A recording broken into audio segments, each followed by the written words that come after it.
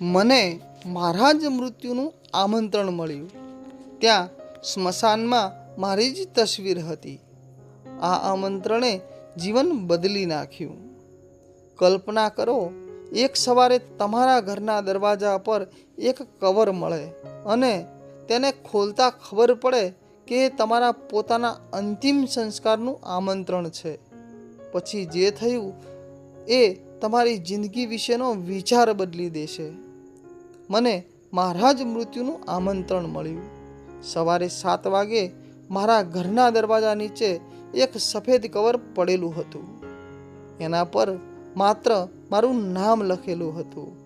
ન મોકલનારનું નામ, ન સરનામું. મેં કવર ખોલ્યું. અંદર એક જ કાર્ડ હતું.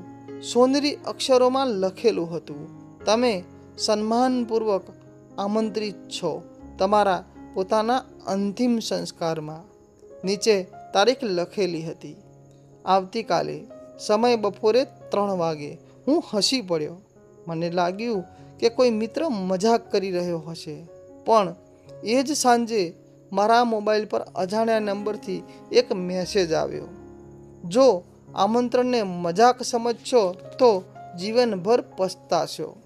હવે મને ડર લાગવા લાગ્યો. બીજા દિવસે બપોરે 3 વાગતા પહેલાં હું કાર્ડમાં લખેલા સરનામે પહોંચ્યો. એ એક જૂનું સ્મશાન હતું. અંદર માત્ર 5 લોકો ઊભા હતા. બધાના ચહેરા ઢંકાયેલા હતા.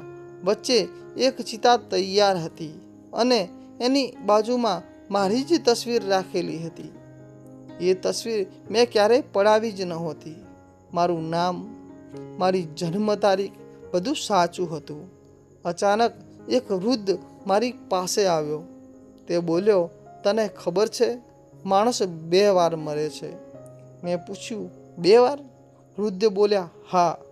પહેલી વાર ત્યારે જ્યારે તે પોતાની અંદરનો સારો માણસ મારી નાખે છે, અને બીજી વાર જ્યારે તેનું શરીર મરી જાય છે.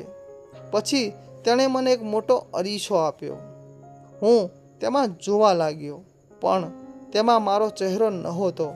એમાં મારી પત્નીના આંસુ દેખાયા, મારા પિતાની નિરાશા દેખાઈ, મારા મિત્રનો વિશ્વાસ તૂટતો દેખાયો, એક ગરીબ માણસ દેખાયો જેને હું મદદ કરી શક્યો હોત, પણ મેં નજર ફેરવી લીધી હતી. અરીસો અચાનક તૂટી ગયો.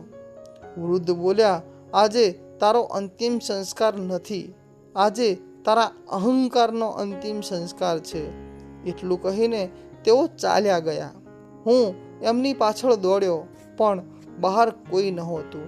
સ્મશાન સંપૂર્ણ ખાલી હતું. ન ચિતા, ન લોકો, ન મારી તસવીર. માત્ર એ આમંત્રણનું કાર્ડ જમીન પર પડેલું હતું. આજે એ ઘટનાને 20 વર્ષ થઈ ગયા. મને હજુ સુધી ખબર નથી એ વૃદ્ધ કોણ હતા, પણ એક વાત ચોક્કસ છે, એ દિવસે હું મર્યો નહોતો, પણ એ દિવસે પહેલીવાર સાચા અર્થમાં જીવવાનું શરૂ કર્યું હતું. મિત્રો, આ વાર્તા તમને કેવી લાગી? કોમેન્ટમાં જરૂરથી અભિપ્રાય આપજો. અને આ વિડીયો તમને પસંદ આવ્યો હોય તો આ વિડીયોને લાઈક કરો અને ચેનલને સબસ્ક્રાઈબ કરો. આભાર.